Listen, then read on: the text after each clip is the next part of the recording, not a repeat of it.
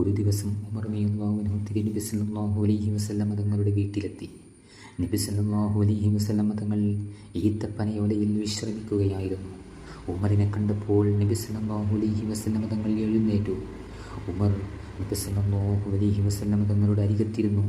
നബി സല്ലല്ലാഹു അലൈഹി വസല്ലം തങ്ങളുടെ പുറത്ത് പനയോലപ്പാടുകൾ തെളിഞ്ഞു കാണാമായിരുന്നു. നബി സല്ലല്ലാഹു അലൈഹി വസല്ലം തങ്ങൾ എന്തോ ചോദിച്ചു.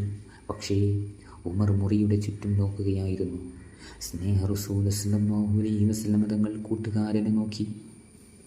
ഉമർ റളിയല്ലാഹു അൻഹു കരയുകയായിരുന്നു. കൊച്ചു കുഞ്ഞിനെ പോലെ അദ്ദേഹം വിതുമ്പി. അദ്ദേഹത്തെ തലോടിക്കൊണ്ട് നബി സല്ലല്ലാഹു അലൈഹി വസല്ലം തങ്ങൾ ചോദിച്ചു, ഉമർ എന്തിനാണ് കരയുന്നത്? ആ പാടുകളാണ് ഉമറിനെ കരയിച്ചത്.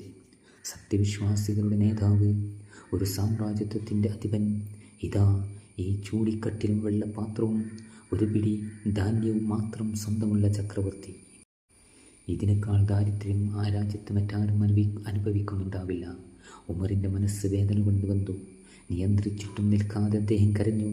എളിമയുടെ ആ മഹാപ്രവാഹം ഇത്രമാത്രം പറഞ്ഞു, ഉമർ, സുഖങ്ങൾ പെരുകിയാൽ സ്വർഗം നേടാനാവില്ല. രസങ്ങൾ കുറച്ചു മതി. എൻ്റെ മനസ്സ് ശാന്തമാണ്. എനിക്ക് പരാതികളില്ല. ഞാൻ കരയുന്നില്ല. ഉമർ, താങ്കളും കരയരുത്. ചെറിയ ജീവിതവും വലിയ ചിന്തകളുമാണ് മഹത്വത്തിൻ്റെ മാർഗം. ഇങ്ങനെ മാതൃകയാകേണ്ടവർ തന്നെ. ഇതിന് വിപരീതമാകുന്ന സങ്കടകരമായ അനുഭവങ്ങൾ നമ്മുടെ കാലത്തും സുലഭമാണ്.